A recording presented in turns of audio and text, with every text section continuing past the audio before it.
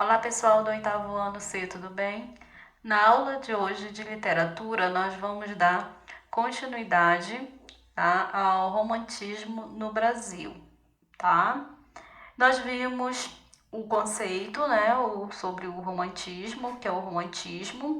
O romantismo foi um movimento que ocorreu na literatura, em que teve a influência na literatura, na própria literatura, na pintura, na música, e o que buscavam, né, os românticos, buscavam uma arte individualista, né, o eu como sendo o quê? O centro de tudo. Bem, como foi falado, o o romantismo, tá, tanto se apresentou tanto na prosa quanto em versos, né? Mais precisamente na poesia. Vamos agora falar sobre o romantismo na prosa, tá? O surgimento da prosa romântica se deu a partir do desenvolvimento da imprensa no Brasil. A criação de um público leitor estimulou a publicação de folhetins, capítulos de romances de periodicidade semanal publicados em jornais. Esse formato possibilitou a produção da prosa que, juntamente com a poesia, formaram produção literária romântica. Bem, a produção, né, literária dentro, né, mais precisamente da prosa, ela foi estimulada pelo surgimento, né, tá, da imprensa, mais precisamente do desenvolvimento da imprensa, tá? Por quê? Porque a partir dos materiais impressos foi possível a publicação de folhetins, né? Capítulos de romances, tá? Isso tudo publicado onde? Em jornais. Então, o público ele teve contato com a literatura, né? Mas precisamente teve contato com o movimento romântico, certo? A prosa romântica buscou respostas para os questionamentos sobre a identidade nacional, tá? Bem, uma outra manifestação foi a poesia. A poesia exaltava o nacionalismo, a prosa buscava redescobrir o Brasil e trazer à tona os espaços que o compunham. Bem, aqui a gente vai fazer um contraponto, tá? O que estava presente na poesia, o que estava presente na prosa. O nacionalismo na poesia e na prosa, né, buscava redescobrir o Brasil. Bem, na poesia, o romantismo no Brasil foi dividido em 3 fases, ou chamada gerações, tá bom? Então vamos falar sobre a geração, então, vamos chamar de gerações, tá? Então, na poesia ocorreram 3 gerações, tá? Na poesia romântica. Aí nós vamos agora conhecer as características e os seus principais representantes. Primeira geração, nacionalista, olha aí, nacionalista, indianista e religiosa.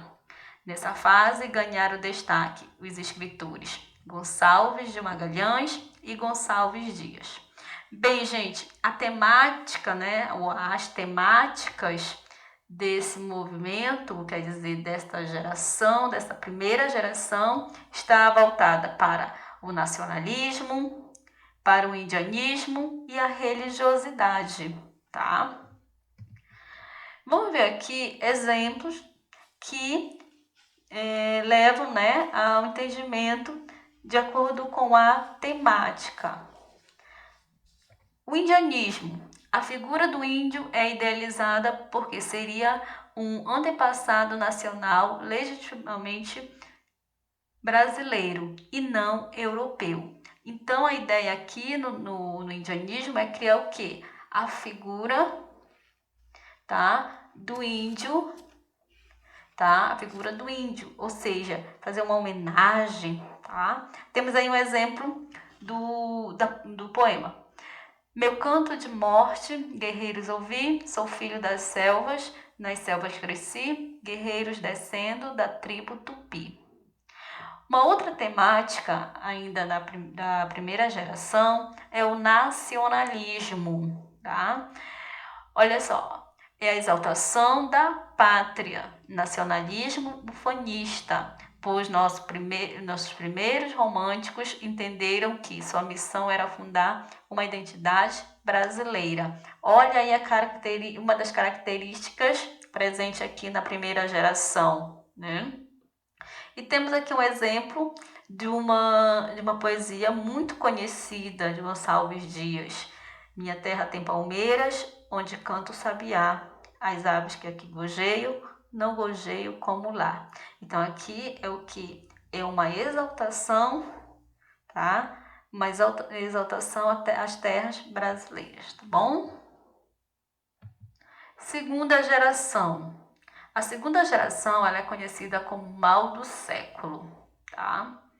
O eu lírico volta-se mais para si e afasta-se da realidade social à sua volta. Traz em si o pessimismo e o apego aos vícios. Os sentimentos são elementos como a noite, a melancolia, o sofrimento, a morbidez e o medo do amor são recorrentes em seus textos poéticos. Podemos destacar os poetas Casimiro de Abreu, Junqueira Freire e Álvares de Azevedo. Bem, gente, esse movimento aqui, mais precisamente essa geração, tá? Os textos estão todos voltados para o pessimismo. Tá? Por que chamados de mal do século? Porque naquele período, né, muitas doenças elas estavam aqui se alastrando. Então, esses escritores, né, esses poetas, eles foram acometidos muito jovens por essas doenças, tá? Por essas doenças, né? Principalmente a tuberculose. Muitos deles morreram muito jovens, né? Como eu falei. E a causa, né? A tuberculose. Então, ela é considerada aqui, né? Essa geração, como o sentimento, né, dentro da poesia, o sentimento de quê? De medo, traz também a ideia de saudade, a saudade da infância, tá? Olha aqui um exemplo, um trecho da poesia. Se eu morresse amanhã, viria ao menos fechar meus olhos minha triste irmã.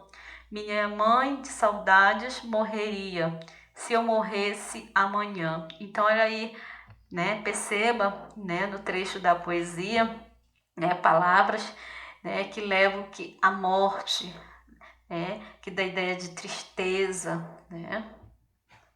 Ok? Terceira geração. A terceira geração, ela é chamada condoreira, né? Essa geração, tá? Ela ficou conhecida como condoreira, como temas marcados pelos ideais abolicionistas, pela preocupação social e pelo culto ao progresso. Gente, por que ela é chamada de condoreira? Condoreira se faz uma referência ao pássaro, ao condor, a uma ave, né? A uma ave, né? O condor, né? Como observe aí na imagem. O condor é uma ave que, voando muito alto, representa o desejo de renovação da sociedade brasileira. Então, o condor ele é um símbolo da terceira geração. Então, aqui na terceira geração, a temática é voltada para o quê? Uma preocupação, né? Uma preocupação social. Ela é mais do que ligada à sociedade. As poesias, né? Elas estão com muito voltadas, né? Foram escritas com o objetivo de denúncia, tá? O principal representante desse movimento, dessa geração, foi Castro Alves, conhecido como poeta dos escravos. Criticou de forma direta a escravidão no país. Então, nós temos aqui um exemplo, tá? Um trecho do poema Navio Negreiro, escrito por Castro Alves.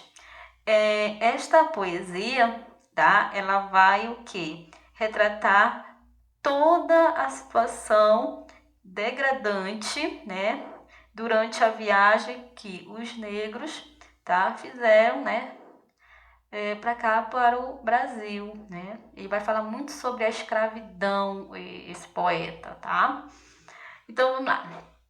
Era um sonho dantesco, o tombadilho, que das luzenas vermelhas o brilho, em sangue a se banhar, tinir de ferros, estalar de açoite, legiões de homens negros como a noite, horrendos a dançar. Então, gente, esse trechinho aqui, ele vai descrever toda a humilhação, né, do negro, tá?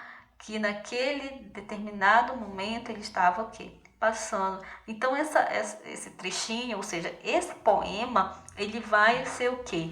Como foi falado aqui, olha, ele vai ser o quê? Uma denúncia, né? Como eu falei, uma denúncia, tá?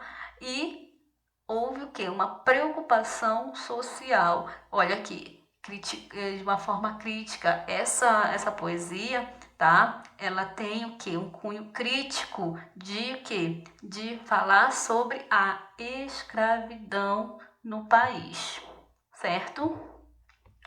Portanto, o romantismo foi um movimento de rompimento, tá? O qual se abriu espaço para a criação de novas estéticas, como a realista, naturalista e modernista. Então, o romantismo ele foi um movimento, certo? Que vai o quê? Romper com as ideias que foram trazidas lá, né? Vistas lá no arcadismo, né? E a terceira fase, tá, gente? Ela é considerada um início para o outro movimento. Vamos dizer que é um início, né? É como se fosse um começo de de um novo movimento, de uma nova escola literária, que é o realismo, tá? Que vocês vão ver, tá, mais lá na frente, tá bom? Ok? Tudo certo? Então, finalizamos a nossa aula, tá? Não esqueçam, quem ainda não adquiriu o material, por favor, adquira o material, tá? O material impresso desse assunto, ok? E vamos fazer uma atividade na próxima, tá? Na próxima semana. Eu vou avisar no grupo, já vou postar no grupo, tá bom? Então, finalizamos aqui esta aula. Tchau, tchau. Até a próxima.